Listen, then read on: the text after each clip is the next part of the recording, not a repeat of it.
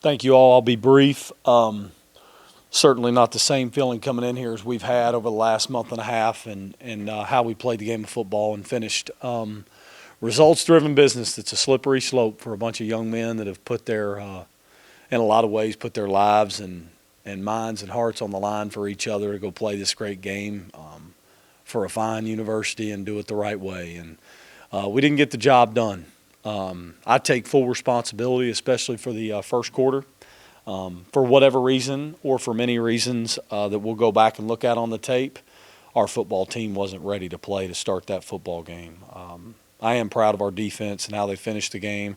Offensively, we just got consumed. We couldn't get anything going in the run game. Jordan Lovett, obviously, being injured and coming out of the game early really affected us in our depth at running back.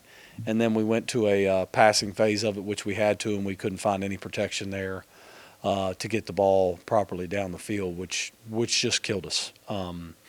Hats off to them. Coach Jones had their football team ready to go. They came down here, long bus trip, road trip, and beat us on our home field. That's 2 years in a row. They've got the job done, and hats off to them for coming down here and beating us. I just told our team we're still a good football team. I'm proud of our guys.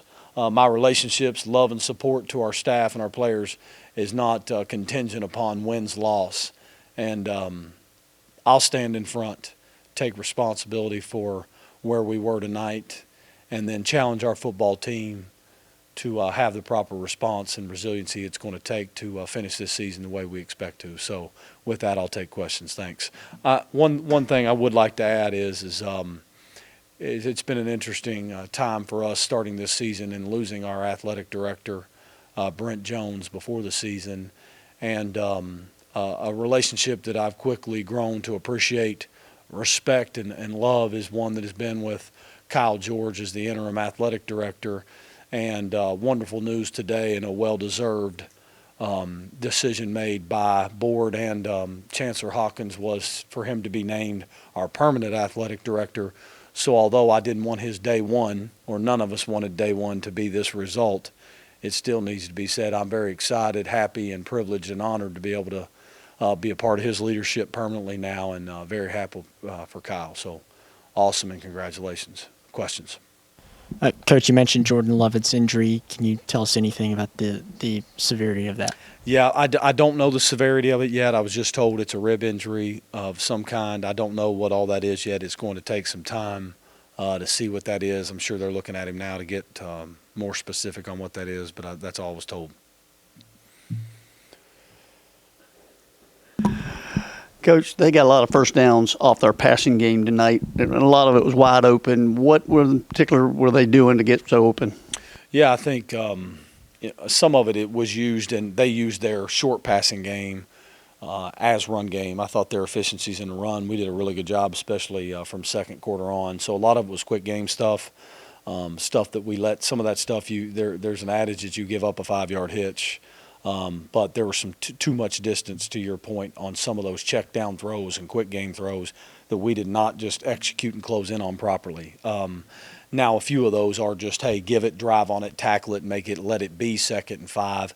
But there was too many times that was too much distance between those check down throws that I thought they did a great job executing. And they'd shown that on tape. You know, it's almost like a 2-minute drive. That's what they did to us to start the second half. And we did not execute the way we would need to make sure and get the job done there.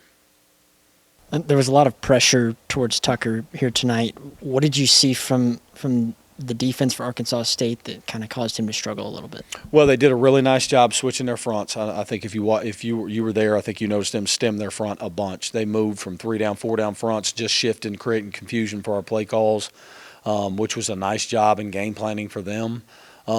And then there's only so much you can show and help protect and helping with chips between tight ends and backs before somebody still ends up in a one-on-one. And to be quite frank, we just got consumed. We did everything we could to try to give them help to be able to shoot the ball down the field and just couldn't do it. We got caught in matchups, and he had stuff at his face, a lot of it. That's hard to make decisions that way. And again, to be honest with you, very difficult to have efficiencies and do that. We're not built to play that kind of game. When we can't run the football, that is no way for us to live in a drop back game and do what we did. And I think you saw the result of that. Anything else for Coach? All right, thank you. Thank you all.